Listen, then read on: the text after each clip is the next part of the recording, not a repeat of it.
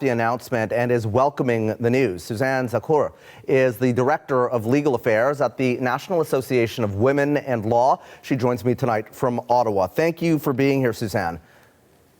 Thank you for having me. Several hundred models and variants added to this list of banned weapons. This is something that you have been calling for. Do you think that the government went far enough?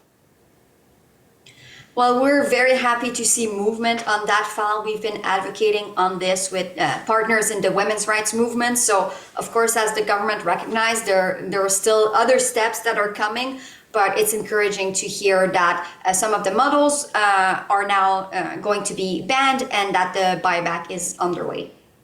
The new gun control measures were announced on the eve of the 35th anniversary of the Montreal massacre. Why do you think it took years to implement the legislation?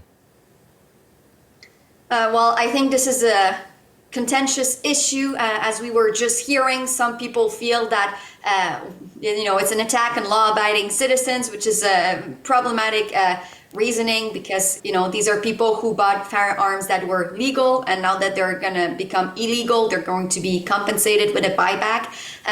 So I think the discourse and sometimes the misinformation about the fact that somehow gun owners never participate in domestic violence is part of the reason why it's always so difficult to progress on that file, despite all the work that is put into it. Well, let's talk a little bit about the criticism, because you mentioned some of it. How do you respond to critics who say that these guns aren't guns that are used in violent crimes and they target law-abiding gun owners? Well, again, they're not being targeted. They're not being punished in any way. It's simply they're asked to replace a firearm that is becoming illegal with a firearm that's going to be legal, and they're going to be compensated for it. So I think it's really important to understand that, law-abiding citizens should welcome the opportunity to abide by the law, and the law is going to be that these assault weapons are no longer welcome in our streets, in our communities, and it's really important to prioritize safety over, cosmetic preference or like an individual's preference of wanting desperately to own these assault weapons. The government with this announcement is prioritizing safety, including women's safety. So this is really something we welcome and we hope to see implemented successfully and very quickly. Some of those critics also say that, the real issue here is the guns that are coming in from other countries that are illegal. What would you say to that? So that's just really part of the denial of the role of guns in domestic violence.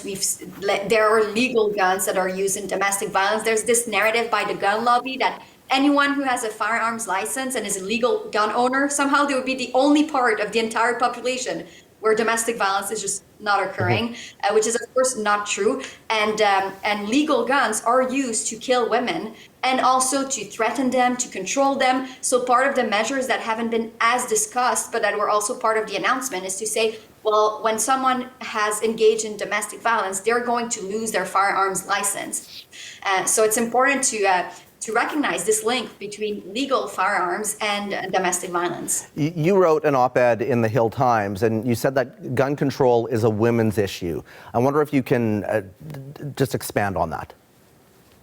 Yeah, absolutely. So the use of firearms is actually an extreme risk factor for femicide. So of course there can be domestic violence with or without a firearm, but when there's a gun in the home, the risk to the woman's life is really magnified and increased.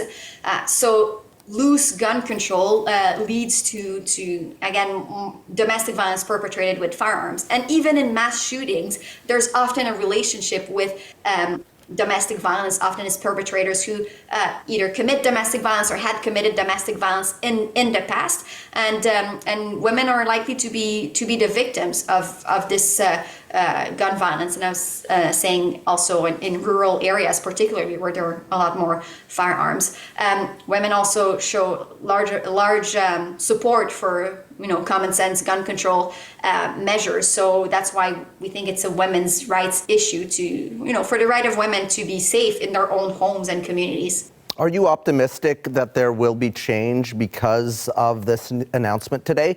And what is the metric that you're using to determine if there is change and when?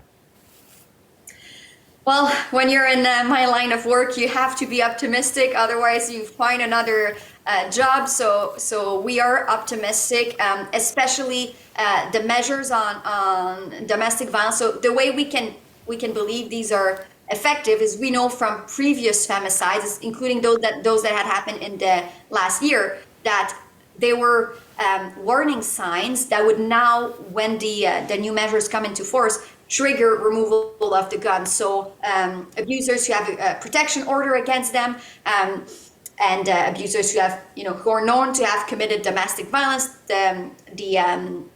the guns will be removed. And of course, many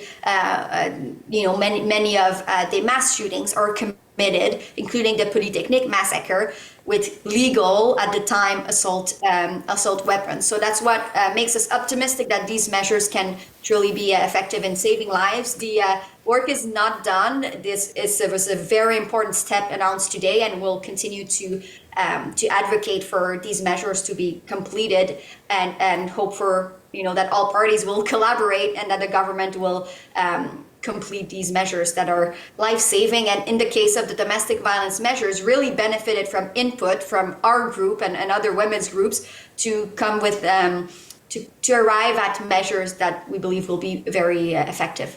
Okay, Suzanne, have to leave it there for now. Appreciate your time on this tonight. That is Suzanne Zaccour, the Director of Legal Affairs at the National Association of Women and the